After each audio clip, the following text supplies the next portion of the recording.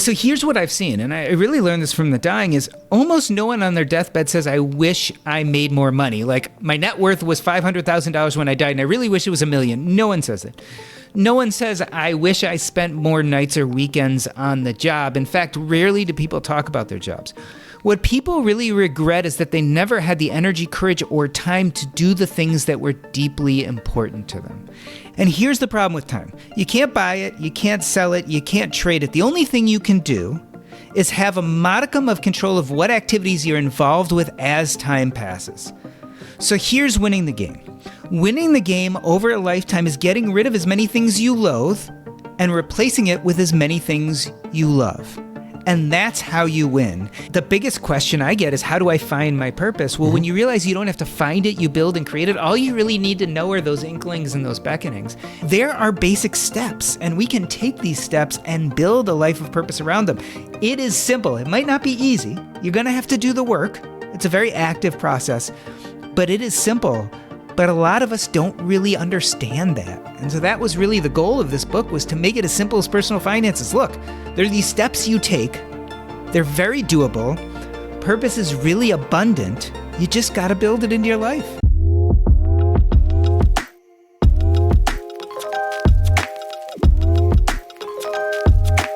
Hello, friends. This is the Hardcore Self-Help Podcast. I'm your host, Dr. Robert Duff.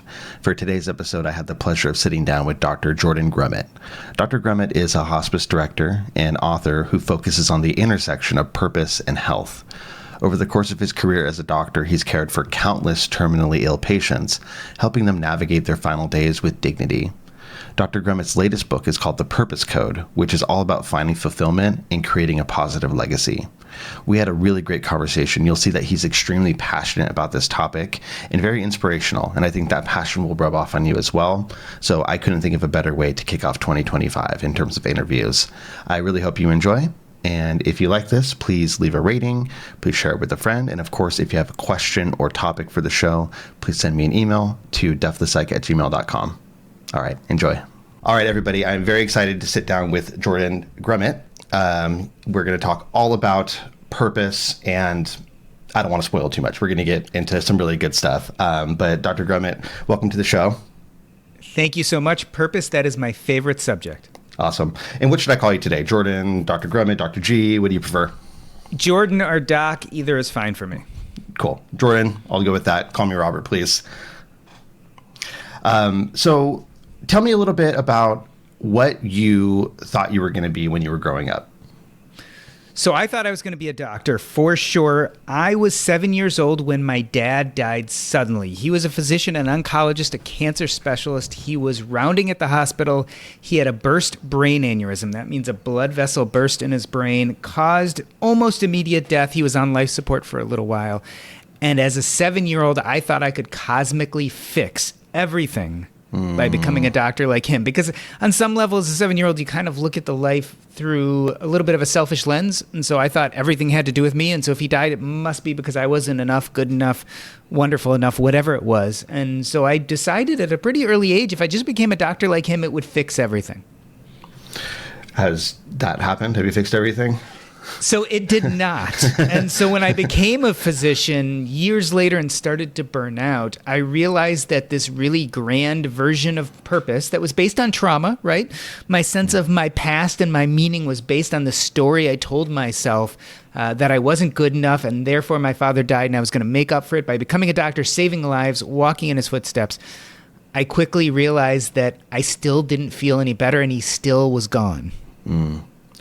So those things you're talking about, like the feeling of if you had only done more, if you could be better, et cetera, do you remember those from being that young? Like, did you have the starts of those thoughts back then? I think I thought about it more as I got older, but I remember searching for meaning. I remember thinking as a little kid, why did this happen? Why did this happen to me? Why am I going through this, and what is it supposed to lead to? And so I very much felt even at that age that I needed a story, a reason, something that made sense. Because otherwise, as a 7-year-old, it was like one moment my dad's there and the next he's gone. And that was just something that I couldn't piece together, and I felt the need to. If you don't mind me asking, what was your dad like from what you remember? So I was lucky. I think he was a very serious guy, very deeply into the things he loved. He loved being a physician. He loved photography. He had all sorts of hobbies and joys. And I think he was pretty self-absorbed with the birth of my two brothers, but I think I was the lucky third. And so I got a lot of his time, his playfulness. But what I think he modeled for me in those 7 short years is a guy who was kind of deeply engaged in the things that he loved to do. He always seemed to be doing something interesting. He had his own workspace in our basement. He used to do woodworking and leather work, and he had all these tools. And so, interestingly enough, even in that short period of time, he really did model this vision of someone who had these things that were deeply important to him, outside of just the family and the kids, but things that he was just passionate about. Mm. So when you look back, you see pictures of him in your mind being engaged with things that aren't just his job, even though he very much cared about his job, it sounds like. Oh, yeah. And I mean, like, when he died, he was learning Hebrew, right? Oh. And I eventually went to the medical school where he was faculty on and did research. And one of the researchers pulled me aside and pulled out his photographs of cells that he had taken from 30 years ago. And they were like, we're still using these in research. So he had all these passions. Some of them were work-oriented, but some were just stuff he loved to do. Mm. So you got into medicine for those reasons you talked about. What was the path of medicine? Like, did you follow one straight path, or did that diverge to where you eventually ended up? So it was a very straight and narrow path. From the moment he died, I became consumed with this idea of becoming a doctor. It was the only purpose and identity I ever knew. And strangely enough, I had a learning disability. I actually was way behind my classmates in reading, etc. But it was never a thought that I wouldn't do that. And so I overcame the learning disability. I was a very, very motivated student. I would be the guy in the library. I went to University of Michigan, and on Saturday morning, everyone would go to the football game in the big house, be 100,000 people, and I would be in the law library studying. So I had a very narrow focus. But I have to say, it was very joyful at the time. It was very important to me, and I wasn't interested in making money. I just wanted to do this thing.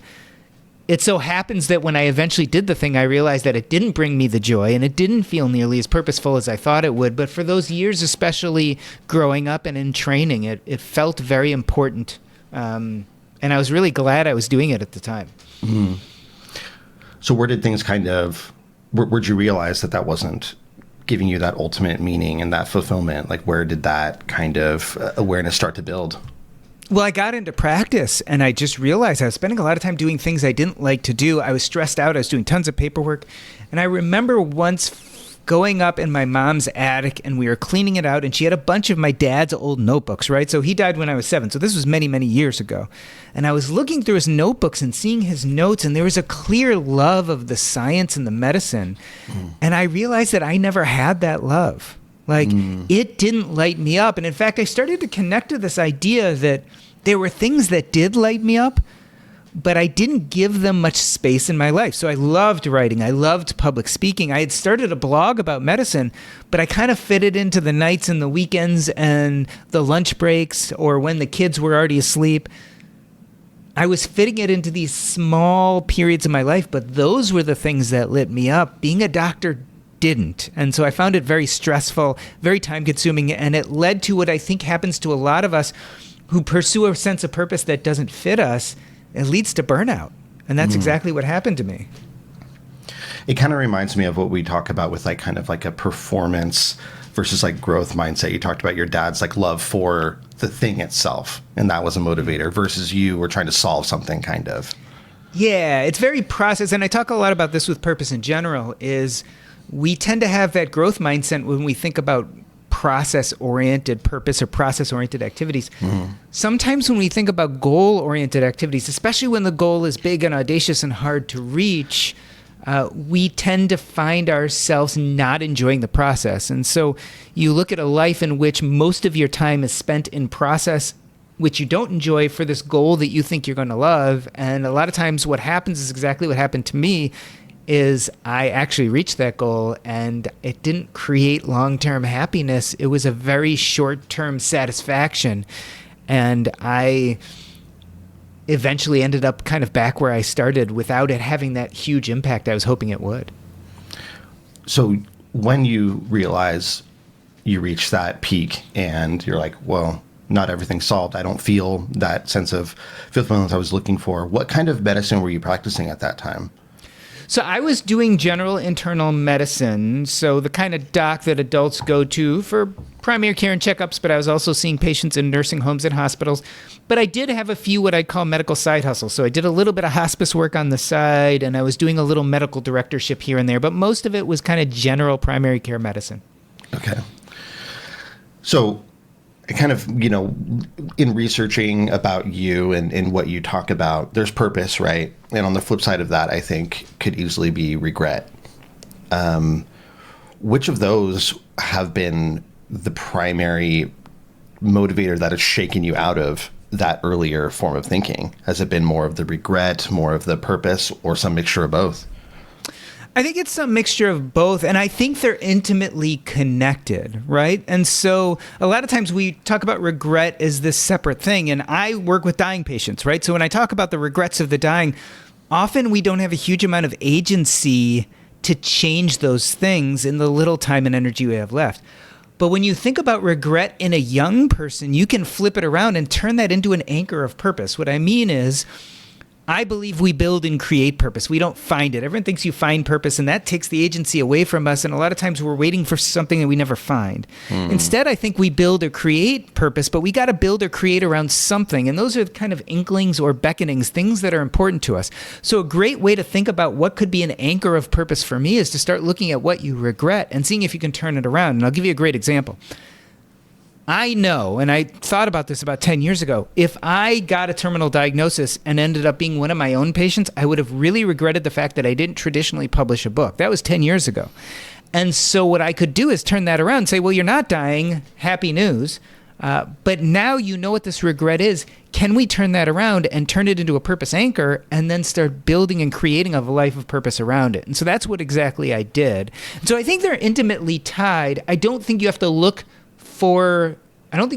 to regrets as your only version of purpose anchors, but I think it's a really handy way to start thinking about what some of those purpose anchors could be in your life.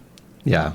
It's easy as humans. It's a little bit easier for most of us to go toward the negative version of it, right? A frustration, a regret, anger, or whatever. And so those are right there for us to try to see what's deeper below that. Yeah, and definitely. And again, we're talking about friction in our lives. And so it's always a good idea, like if I'm feeling frustration, anger, or friction, that's what I need to be thinking about. And why? And what does that mean? And I think the mistake is to always think that's negative. But in this case, I think some of that frustration and friction actually is a really positive thing, because it can very quickly say what's important to you and where are you feeling thwarted. And the key really, and this gets back to meaning, is ultimately we want to look back on our life and feel like even if we were thwarted, that we were good enough and got past it. And that gives us a good sense of meaning in life and makes us think that, hey, in the present future, even if I become thwarted again, I'll be able to move past it. I was enough then, I'll be enough now. That's all about meaning, which is kind of our cognitive thoughts about our past. And so I think we need these negative moments in our journey to a sense of enoughness. And I think purpose is possible only after we feel enough, because purpose is about the present and future, and it's about those actions we joyfully go towards. And if you don't feel like you're enough on the inside, purpose becomes mangled because we try to use it to prove we're enough. And we see this all the time in pop culture with people like Steve Jobs or Elon Musk, people who've achieved arguably almost everything and have more wealth than they could even imagine, and yet still don't look happy. That's because they're trying to purpose their way to enough. But what they really need to do is go back and look at their sense of meaning. What are the stories they tell themselves about themselves? What were the traumas of their childhood? And how do they work through them so that they feel enough already and they don't have to prove it? And so I think that friction is necessary, but that's part of that journey to enough that we need in order to really joyfully move into the present and future and start talking about purpose. Okay. I want to talk more about how we go about that. Before that, I want to pull back a little bit. So hospice work, that means you're working with people who are terminally ill, right? They're by the medicine and insurance companies, they're not planning on them getting better, right? Correct. So is some of this based on conversations you've had or experiences you've had with those people? So I spend a lot of time talking to people on their deathbeds about their lives. We do something called the Hospice Life Review. It's a structured series of questions we go through people on their deathbed or in hospice to help them come to terms with their life, right? So the first thing we do with people who are on hospice is we want to make sure their pain and their symptoms are controlled. Next, we want to make sure that they're in a safe place. Like, do they want to die at home? Do they want to be in a nursing home? Where do they want to be?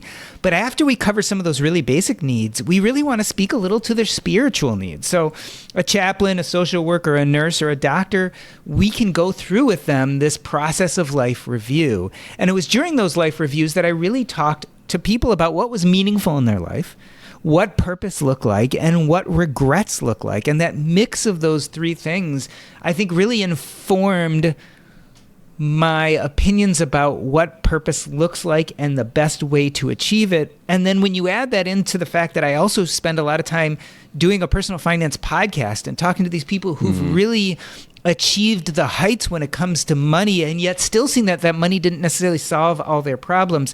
It's kind of the mix of those two parts of my life that inform these beliefs about meaning and purpose.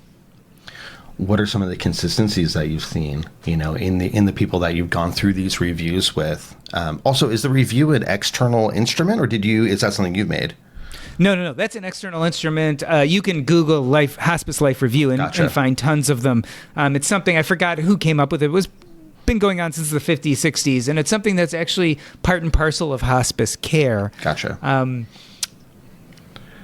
I'm trying to remember where we were. The consistencies. So in working with people on both sides, the podcast and in hospice, what consistencies have you seen? Well, so here's what I've seen, and I really learned this from the dying, is almost no one on their deathbed says, I wish I made more money. Like, my net worth was $500,000 when I died, and I really wish it was $1 million. No one says it. No one says, I wish I spent more nights or weekends on the job. In fact, rarely do people talk about their jobs. What people really regret is that they never had the energy, courage, or time to do the things that were deeply important to them. And I think that is really the throughput, is that we all have these things that are deeply important to us. And a lot of times we get stuck on the mirage of wealth or career or societal expectations and push those things to the side. Maybe it's fear that we're going to fail. Maybe it's this idea that if we do the things that are deeply important to us, it reminds us that life is finite, that we are mortal, and it scares the heck out of us to do that, so we don't. Maybe it's FOMO and YOLO, seeing everyone else and the Joneses and their version of what looks good to them, and so we try to follow and co-opt their version of purpose. But for all of those reasons, we get sidetracked on doing the really difficult, important work in our lives. And that is the through line through all of this, is that we each have deeply important things, and that money is not the end-all be-all. Your job is not the end-all be-all. But money and your job can be great tools in order to achieve these things, but you're not going to achieve them unless you think about them. And it doesn't serve you to wait until you're at the end of the life to start seeing things clearly. And so how can we use this knowledge from the dying to start helping people who are not dying, younger people who are maybe getting to that crux in the road where they're doing okay financially, where their lives are settled, and yet they're still feeling like there's something bigger and deeper out there, and they kind of know they have to deal with that, but they're not. And so how can we shake them enough to start thinking about addressing these things that look like purpose in their life now? What's your perspective on the idea that your work should be your passion, and then it doesn't feel like you're working? I think it's unrealistic, although I love the idea, right? So I wish that for everyone. This idea that they can find something they're super passionate about. They can find a job that pays them to do that, and it doesn't burn them out in the process of being paid for it. But we all know that that's not the reality. And so I'm not Pollyanna about this. Some people have to work at a job that they're good at that doesn't light them up because it makes them money. But that doesn't relieve us from searching, A, for purpose on other parts of our life, and then B, when possible, bringing in those purposeful, beautiful things into their work life too. Let me give you a great example. I know this woman who works in corporate America, and she is so on her job. It's not bad. It's not good. It pays a lot of money. It's what she needs right now. On the other hand, a few years ago, she realized there was something that really lit her up. She loved to talk about women's place in corporate America. Equity, equality, all that kind of stuff. She was deeply interested in it. So she knew she couldn't just drop her job and start working in this. So what she did is she took some of her time outside of work and started writing a blog about it. And she did that for a year or two.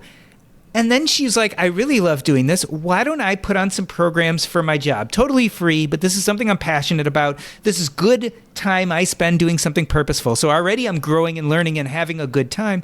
So she started doing that at work, and these programs were so successful. Eventually, her boss came to her and said, you know what? Why don't we cut you down to 50% of what you're doing now and use that other 50% to create more of these programs, which you're wonderful at? And so that's a great example of someone who started feeling purpose outside of work, but eventually brought it into their workspace. And you might think that's rare, but I did the same thing with medicine. I got burned out in a lot of medicine, but what I found is I really loved the hospice piece. And so I started building more and more into that. There were times in my career where I got paid to write blog posts about being a doctor because I loved writing. So if there are these things that feel like purpose in your life and you love them, it behooves you, to start doing some of those things even outside of work. But over time, over a whole career, see if you can start bringing them into work. And eventually those might become your 9 to 5, and you might actually feel passion about what you're doing on a regular basis. Do you mind if I push you a little bit? Please. On that? So we're both doctors, podcasters, authors, right? So we both kind of had this, relative stability and passion for writing and creating content and stuff like that works well. What about people who are kind of feeling much more stuck in the rat race, right? They're not super financially stable. They work because they got to eat, right? Mm-hmm. And there's maybe not a lot of jobs in their area. And they kind of feel like they go to work, they come home. They don't have a lot of that extra drive to find that purpose. Yeah. So here's what I would say. And I love to create a framework here. And here's the framework for what I think is winning the game. You have no control over time. You're born one day and eventually you're going to die. And yes, you can exercise and wear your seatbelt and do all sorts of great things, but pretty much it's a set amount of time. And here's the problem with time. You can't buy it. You can't sell it. You can't trade it. The only thing you can do is have a modicum of control of what activities you're involved with as time passes. So here's winning the game. Winning the game over a lifetime is getting rid of as many things you loathe and replacing it with as many things you love. And that's how you win. And it behooves all of us over a lifetime to continuously look at our calendar and say, how much time am I spending doing things I love? And how much time am I spending doing things I loathe? And how do I improve that? Now, in order to get there, we have some tools and we have some levers. So it is true, money is a huge tool. So if you have tons of money, you can pay people to do all the things you don't want to do and spend a lot of time doing things you want to do. So for those of us who are financially independent or get a huge inheritance or created something that created a lot of wealth, boom, you've got this wonderful tool. The mistake is that we think it's the only tool. And the truth of the matter is we have tons of other tools. We have our youth, our energy, our communities, our passions, our skills. Those are also tools, and we can use them to win the game, and we can use those tools to push levers. So let me explain how this works. Let's say you're 22, and you work your 9 to 5 or your 8 to 6, and you hate it, but it puts money on the table, and it is what it is. And so you're looking at me saying, how am I even going to think about purpose? I hate my job. So I'm going to say at 22, you don't have as much tool of money that I have, but you've got a lot more energy and a lot more time. So at 22, you might not be married, you might not have kids, you might not have a mortgage. On Saturday, when I'm out with my kids at the soccer game, you actually have a bunch of free time. So you can use those tools, and you can pick out something you are passionate about, excited about, maybe something that could be a side hustle, and spend 3 hours a day on a Sunday doing that consistently for the next 6 months. So what happens? At the end of 6 months, let's say you make some money. If you make some money, not only did you spend 3 hours a week doing something purposeful, so you're winning the game already because you've used a lever I call the joy of addition by adding something purposeful into your life because you had the tool of time and energy. But now you've made a little money, and you can use that money as margin to maybe work 4 out of 5 days instead of 5 out of 5 days. Maybe you're going to work 9 to 5 instead of 8 to 6. So you used another lever there, what I call the art of subtraction, by subtracting out something you loathe. So you've added something you love, you've subtracted something you loathe. Let's say you do this for 6 months and you don't make any money. Well, you still got to do that 8 to 6, but now at least you've used the joy of addition, one of our levers, to add in 3 hours of joyful activity into your life. Either way, at the end of 6 months, you've improved your calendar and you've won. And so that is an example of how we have other tools in our toolkit besides money that can help us build a more powerful, joyful life. So people always tell me, oh, I don't have enough money. I think you have other tools. Then they also say, well, I don't have enough time. But if you look at the Bureau of Labor Statistics, they do the American Time Survey every few years, and people tend to have between 5 and 6 hours of free time a day. So I don't think it's money. I don't think it's time. I think what we really get stuck on is courage. I think we're afraid we're going to fail, and we're afraid to jump in. And so fear probably keeps us from doing these things more than anything else. All right, this episode is brought to you by No CD.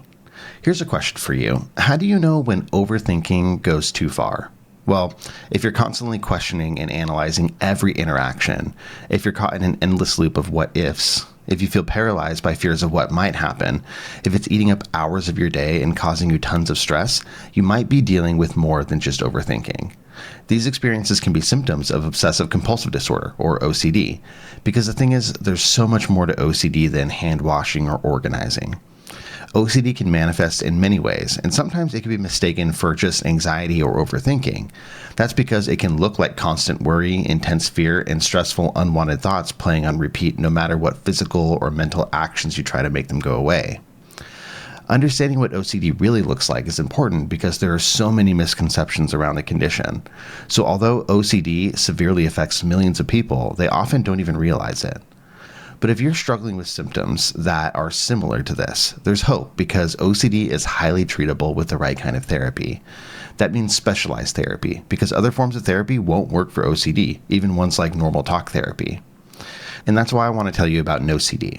No CD provides virtual therapy sessions with licensed therapists trained in a specialized treatment designed specifically for OCD, exposure and response prevention, or ERP. They accept many major insurance plans to help make it more affordable and provide always-on support between therapy sessions. To learn more about therapy with No CD, go to nocd.com and schedule a free 15-minute call with their team. That's nocd.com to learn more and book a free 15-minute call. And as a bonus, if you want to dive deep into the approach that No CD uses and learn more about OCD in general, check out the awesome interview that I did with their Chief Clinical Officer, Dr. Patrick McGrath, on episode 406 of this podcast. All right, let's get back to the show. What makes you say that it's fear? Because it isn't a time or money issue. Because I think it's completely and logically explainable. I think we're afraid of failing, and I think we're afraid of putting ourselves out there. Look, if you want to live a different life, if you want a different outcome, you're going to have to do something different. You can't just keep doing the same things. You're going to get the same outcome. But in order to do something different, you have to logically step out of your comfort zone. And that is always, by definition, uncomfortable. And we don't like doing uncomfortable things. In fact, we spend a huge amount of our time trying to avoid uncomfortable things. It's the reason why you get a 22-year-old who has everything available to them, and yet they stick with a job they don't like, and yet they don't use any of their free time to create anything more purposeful or joyful. What else explains why they wouldn't do it? There's a lot of programming here too, right? Like societal programming. You know, we're supposed to value money. We're supposed to value these things. And these days, social media, things like that too. So there's a lot of programming hurdles to overcome in order to recalibrate, sort of. Here's the problem, and it really has to do with purpose. A lot of us have no idea what purpose looks like in our life and have no idea what we really want to do. And so instead of doing the hard work of thinking about what our purpose anchors are, a lot of people search outside for purpose. And where do they go? They go to social media. They go to TikTok. They go to Instagram. They watch TV and watch all the ads and the media and the marketing. And all these people are trying to sell us a version of purpose that is not necessarily good for us, but that helps them make money. And so if you go to Instagram or TikTok, or if you watch TV and see the ads, it's all about six-pack abs. It's all about traveling the world. It's all about the nicest clothes. It's all about running the seven-figure business. Those messages are what I call big P purpose. They're big, they're audacious, and they're really hard to reach. You've got to be the right person at the right time, saying the right things with a lot of luck and the right genetics. Most of us don't have those things. We don't actually have agency. And so if you look to these outside forces to tell you what purpose looks like, you're going to get really frustrated and you're going to give up. and you're going to go back to that boring 8 to 6 that you hate, and you're going to assume that that is your lot in life, you are a victim. You've been thwarted. You are not enough to overcome this. And so why even bother in the present and future with purpose? It's never worked in the past. Why would it work now? Mm. Yeah. That's great stuff. I probably should have asked this earlier. What is purpose? Like, how do you define it? How is it different from other things, like maybe meaning or something like that? So that's a involved question and answer. So let me give you the basics. I think the mistake colloquially that we make is everyone thinks purpose is your why. And I think that's incorrect. I think when we're talking about our why, we're actually getting into meaning. We're thinking about our past and our cognition and what's important to us. When you set it up as your why, it becomes this really big thing that you have to find, and it either works and you live a great life, or it doesn't work and you fail. And so it becomes really high stakes. And that's what makes us anxious, and that's what makes us not even try. I think the better definition of purpose is about the present and future, and it's all about the actions we take to light us up.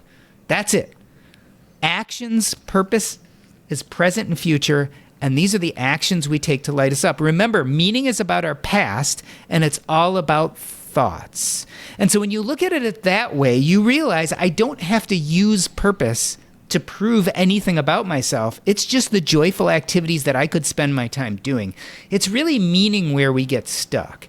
And so I think people think they have a purpose problem, but often they have a meaning problem. It's telling themselves better stories about themselves in which they were always enough so that they can joyfully move into the present and future. And I think that's where people get really confused. It's how we confuse the traditional definition of purpose, and it's why a lot of people think meaning and purpose are the same thing. In my understanding, happiness is a mix of having a great sense of meaning and then building purpose on top of it. Mm. That makes a lot of sense. And the meaning side is so, what you're describing is so tied to like your identity, who you are as a person. Yes. And therefore, I imagine it's such a lightning rod for guilt. Like if you're not if you're not pursuing your meaning, if you don't have a grand meaning that you recognize, then what does that mean about you? Yeah, and specifically, I need to do something big and audacious and change the world and have a huge impact and legacy, because if I don't do that, then the meaning of my life is that I wasn't good enough, I didn't live up, I didn't change the world, I wasn't enough. And again, we're trying to purpose our way to enough and purpose our way to happiness. It doesn't work that way. You can't purpose your way to enough. You have to go back and tell yourself better stories about your past. We're really talking about trauma here, right? There's either generational trauma that's been passed down from generation to generation. A great example of that is, my maternal grandmother was adopted. Not adopted. My maternal grandmother was a child of the Depression, and her mom died during the 1918 flu pandemic, and then she was put up for adoption. So she lived through the Great Depression in an adoption agency. So her version of money and scarcity was passed down to my mom, who then lost her husband right in the middle of his huge money-making years. So I've been genetically prone through generational trauma to basically have fears about money and scarcity. Right. So that's generational trauma. But then there's also lived trauma, right? Those little things we live through that scare us, hurt us. My father died, so that was lived trauma. I was made fun of as a kid for being Jewish. That was lived trauma. And so we've got all these traumas, and meaning is about the stories we tell ourselves about those traumas. And I told myself a pretty unhealthy story about one of those traumas, the death of my father. I told myself I was responsible, and the way to make up for that was to become a physician. That was a pretty unhealthy story in the long term. And I had to learn a better story that, no, I was just a good kid in a difficult situation, and look how I heroically overcame it and still built a wonderful life. That was the heroic story. That was me diving into my sense of meaning and doing something called narrative therapy, which is where we go back and look at the main narratives in our life and rewrite them. Mm-hmm. Therapy obviously is a great tool for what you're talking about, for trying to work on those stories that we tell ourselves. Many other ways, obviously, but it is an important foundation for what you're describing. So thank you for clarifying that. And I can see how those are different. Purpose then, in the way you're describing, is like a lot more approachable. It doesn't have to be scary. It's joyful. Yes. And here's the thing. the biggest question I get is, how do I find my purpose? Well, when you realize you don't have to find it, you build and create it. All you really need to know are those inklings and those beckonings. And most people know actually what lights them up. They know what they get excited about, what they have trouble falling asleep because they're thinking about. And if they don't, there's some really easy ways to find those things. But most people have something that lights them up. And the key then is just, what are the millions of things I could do to build a life of purpose around those things? What are the easy ways to find that for those people who say, I don't really know? So what we're really doing is trying to find those purpose anchors we talked about. So regret in the life review is a great way, is turning that regret around into a purpose anchor. The joys of childhood is another great one. Kids pursue purpose without worrying about goals. They're not worried about what society thinks. They go out and play basketball or build forts or do whatever they do all day long, lose track of time, forget dinner. They get into what I call a flow state. That's purpose. But then they get older and someone tells them they have to start thinking about career and get serious about school, and they often drop those things. And so what were the posters in your room? What were the drawings? What were the medals? Those could be purpose anchors. For me, I loved baseball cards when I was a kid. I happen to be so busy, I don't know if I have time to do it, but every time I look on Facebook and I see something about baseball cards, my eyes light up. So if I was ever looking for purpose anchors, that joy of childhood, I could build a life of purpose around that. Another way to think about it is what I call the art of subtraction. It was one of those levers I was talking about when it comes to winning the game. If you look at your job and you write out the 10 or 15 roles and responsibilities you have and start scratching out everything you don't like, is there anything left? When I did that with my job as a physician, there was one thing that was left, being a hospice physician, and I would do that even if someone wasn't paying me for it. So I knew that was a purpose anchor. So use the art of subtraction at work, and is there something that you really find joy in? And last but not least, if nothing else is working for finding purpose anchors, use the spaghetti method. Throw a bunch of spaghetti against the wall and see what sticks.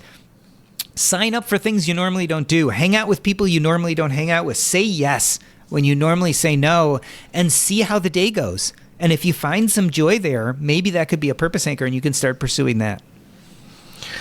You've used some terms like art of subtraction, art of addition, I think you said as well. Right? Yeah, the joy of addition. Joy of addition, art of subtraction. Yep. And levers. Is this tapping into some of the language that's actually in your book? Yes. I mean, basically, the goal here... So I come from a financial background. And so before I learned about my personal finances, I thought it was the most difficult thing in the world. I thought it was a black box. I was like, investing, oh my God, how could I learn that? Saving, all these rules, the tax code... And then I learned about my finances. I did a little studying and realized it was fairly straightforward and easy. Not necessarily simple, right? It's hard to save and make a lot of money, but it was easy to learn the steps. The problem is I don't think anyone's done this for purpose. So just like personal finances, we think purpose is this big black box. It's ephemeral. It's hard to get to. And most people don't know how to find it. And the truth of the matter is, and a lot of times why I use this vocabulary is because I want it to be tactile and easy. No, there are basic steps, and we can take these steps and build a life of purpose around them. It is simple. It might not be easy. You're going to have to do the work. It's a very active process, but it is simple. But a lot of us don't really understand that. And so that was really the goal of this book, was to make it as simple as personal finances. Look, there are these steps you take. They're very doable. Purpose is really abundant. You just got to build it into your life. This is a good time to talk more about the book. So tell us what it's called and like how is it structured? So you said there's like kind of stepwise, or it is very tactical in a lot of ways.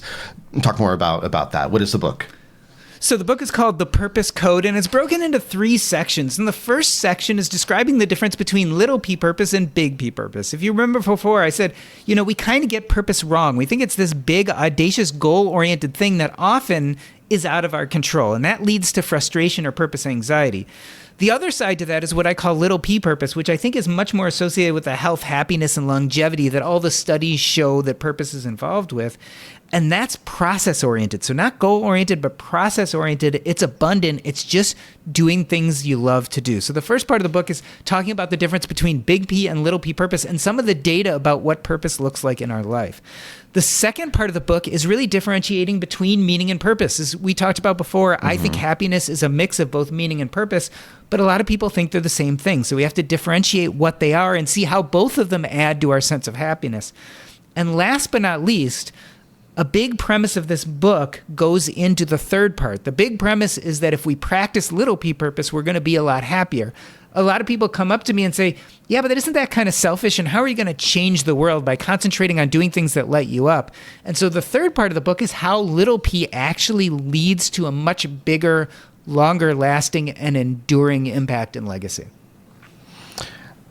How does the world change when people pursue little p purpose? So let me give you an example. I never met my maternal grandfather. He died in the 1960s. I was born in the 1970s. But he had a really clear sense of little p purpose. He loved math, not because it was going to get him somewhere, not because it was going to make him money. He just loved math. So he became a CPA, an accountant.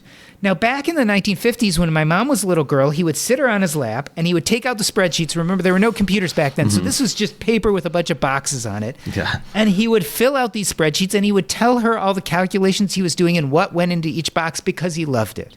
Now, my mom, being a kid, tried on that identity, as all kids do, and decided that she loved math too. So she eventually became a CPA.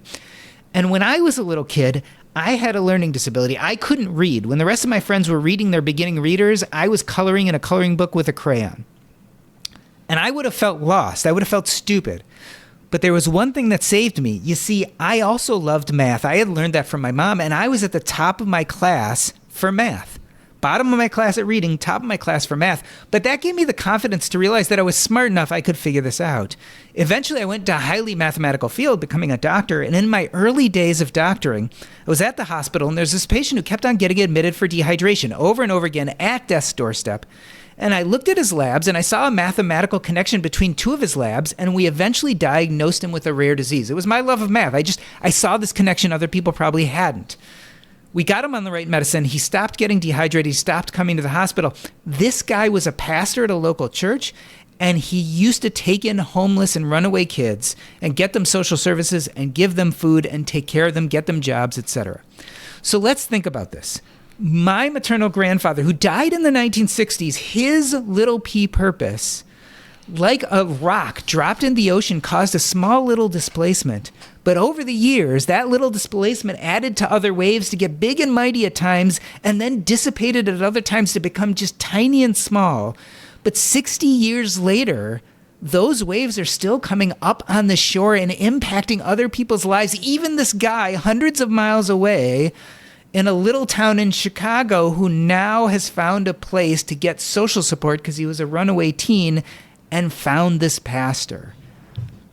That's what little p purpose. My maternal grandfather is in no record books. In fact, on any given year, no one even speaks his name. Yeah. And yet his joy and his love still exist in this world, and they're still changing people's lives. That is impact. That's legacy. That's something we all can do. What was the disease? He had something called Conn syndrome. So what would happen is he had electrolyte disorder that would keep dehydrating him. And it was actually a simple treatment. We put him on the right medicine, and he stopped being dehydrated, stopped coming to the hospital. It was a really interesting case. It was just the numbers lit up the right way for you when you were looking at the labs. Yeah, and no one had ever recognized it. And it was a rare enough disease, but it was a pretty easy diagnosis. And once we made it, life got better. You know what? There's something kind of profound about that for me, because I think that I see different types of providers, different types of doctors, some that are very myopically focused and some that have a little p purpose all over the place. And it's almost like cross training. It makes you better at what you do, I think. Yeah. And here's the punchline. I became a doctor because I thought I was going to save lives. I was going to walk in my father's footsteps, and I was going to have this big impact and legacy. And I burned out. But on any given year, maybe I helped 500, 1,000 people. I started doing my version of Little P Purpose, which is talking about finances, public speaking, podcasting. And now I have hundreds of thousands of people who've downloaded my episodes. I impact way more people than I ever did as a doctor, which is crazy because that was never my goal. It's a happy side effect. It's a side effect of doing something that deeply engaged me, which connected to other people who are interested in such things. And we collaborated, we taught each other, we created communities around this. And so the things I've created, my content has had a much bigger reach, and it's because it's deeply joyful to me. People see me doing this, and they see me lit up, and they're like, I want a piece of that. I want to be involved in that. And that's what I think we all need. We all need to do things that deeply light us up, because that's where we get the engagement. And let me tell you the secret. When you look at the most long-term studies about what truly brings happiness, there's something called the Harvard Adult Developmental Health Study. It looks at 80 years worth of data where they were interviewing people every 2 years, eventually doing blood tests, MRIs, EEGs, all asking this question, what makes people happy? And you know what they found? It wasn't money. It wasn't jobs. It wasn't promotions. It wasn't even purpose, which I'm going to talk about in a moment. You know what it really was? It was interpersonal connections. People lead to long-term happiness. Now, you're going to look at me and say, but you just said how important purpose was, and it's connected to health, happiness, and longevity. Well, here's the thing. I think little p purpose is the greatest conduit to community and interpersonal connections. I think when you do things that light you up like a moth to a flame, you attract other people, and that's how we create communities, connections. I think that's where happiness really lies. As you're talking about this, I also recognize, I'm sitting here and you are not, you don't strike me as regretful of your career and your transition, into the career you have now. And I think that's really important because so many people are like, well, what about the sunken costs? I spent all this time doing this. Why am I going to go do this other stuff? Yeah. But look what I gained. And this is, again, the story you tell yourself about yourself. My sense of meaning is that I had to walk through this pathway. I had to let myself off the hook for my dad's death. I had to come in contact with the dying to be able to talk about the things I talk about today. This has been this joyous, wonderful venture. Has it been easy? No. Have there been moments where I felt thwarted? Yes. But ultimately, how could I have gotten here if I didn't go through all of these things? How could I have the deepness of these experiences to talk about, to get through these important concepts, which I so desperately want to talk to people about? I wouldn't be able to. And so this has been the magic. Like, I tell myself a magical story about my past, and I think we all need to. How have you changed in the process of writing this book in particular? I have become even clearer on this idea of winning the game and really looking at my schedule. So as I get older, I realize in the personal finance world, and I think throughout, we always talk about what freedom looks like, what wealth looks like. Writing this book, I realized that for me, what wealth and freedom look like is having 100% control over my calendar. Like, I look at my weekly calendar and I've put almost everything on there. And I can cancel almost anything anytime. Yes, there are consequences. I do a podcast. If I decide to not edit my podcast, it doesn't come out that week, there are going to be people who are disappointed. But I ultimately have 100% control over it. That is wealth and that's freedom. And I've been able over time to build that life. And I think we all can. I think we can use those levers and those tools. We can use the joy of addition, the art of subtraction. We can use our youth, our energy, our skills, even our money to really work that calendar and feel the sense of freedom, to light us up, to build communities, to connect to other people, to be happy. Great response. And I'm happy for you. That's awesome. You touched on this a second ago with your grandfather, but legacy, that's a term you use. And I imagine that's intricately tied with some of the stuff you're talking about as well. Do you mind talking a bit more about how you consider legacy, what that means to you? Yeah, legacy to me, so we all want to live forever, but we all know it can't happen. So the question is, what is left of you after you leave? That's your legacy. And so when I create content, when I do these podcasts, when I write these books, from time to time I get feedback where someone will call me or write me an email, and often it's 3 or 4 years later. And they'll be like, I just want you to know, I heard this 3 years ago. It totally changed my mindset. I changed jobs. I'm so much happier now. Things are better. To me, that's legacy, because that person is then going to joyfully go into the world and touch other people and collaborate with other people and form communities and connections. And so my goodness, the things I've created are going to last, because my time here is short. Just like my maternal grandfather's time here was short, and yet 60 years later, his life still has impact. He still has a legacy. That's how we live on. That's the closest we get to living forever, is that we were here, we changed things in these small ways, and it mattered. And so that's what I want to do. That's my legacy. That's great. And it doesn't have to be massive. It's not an endowment to a university or something with your name on it or something like that necessarily. Yeah, and you know what? Endowments run out. Yeah. And even, you could be like, again, I look at Elon Musk, he's created some of the most amazing things, but in 10, 20, 30 years, someone else is going to create something better and it's going to be gone. Mm-hmm. But the way we touch people, I think, stays. And again, that's that butterfly effect. That's that passing on that happens. That's that exponential version. Again, I come from a finance world, and we talk about how when you invest, there's compound interest and there's exponential growth. Well, this is how I think we use purpose to exponentially grow our legacy, is we touch the people around us, and that has this domino effect that can grow to be massive. Yeah. Is there anything that we haven't touched on yet that you want to make sure we talk about before we start moving toward, wrapping up? What I really want to say to everyone, and the simple thing is this: purpose can be easy and abundant, and there's steps you can take to live a more purposeful life. That's it. It's not pie in the sky. It's not hard to reach. It's very tactile and possible. And so I just want to give everyone the courage to start thinking about what purpose looks like in their life and start building a life of courage, and start building a life of purpose. Mm-hmm. If you could, have one step that people take this week, what would be, just one step that everyone might consider? Start thinking about what lights you up. Because ultimately, those are going to be our anchors to build purpose around. So what lights you up? What were the happiest moments in your life? What were you doing when other people looked at you and said, you're being the most you that I've ever seen? Those are your purpose anchors. Let's spend more time building a life around those things. I feel inclined to add to that, which might be like, and try not to self-edit too much. Yeah, for sure. Because don't be your worst, your own worst critic. I can't do that anymore. That's embarrassing. Things like that. Yeah, and I'll tell you, and this is from direct experience, when you are on your deathbed, if you don't do those things, you will feel some regret that you talked yourself out of doing that thing that was important to you. You really will. Very good. I think that's a great place to start to wrap up. Can you tell people more about the things that you would want to direct them to? Like, so you got a lot of stuff going on, right? You have the personal finance side. You got this new book coming out. When is the book coming out? Give me some info about you.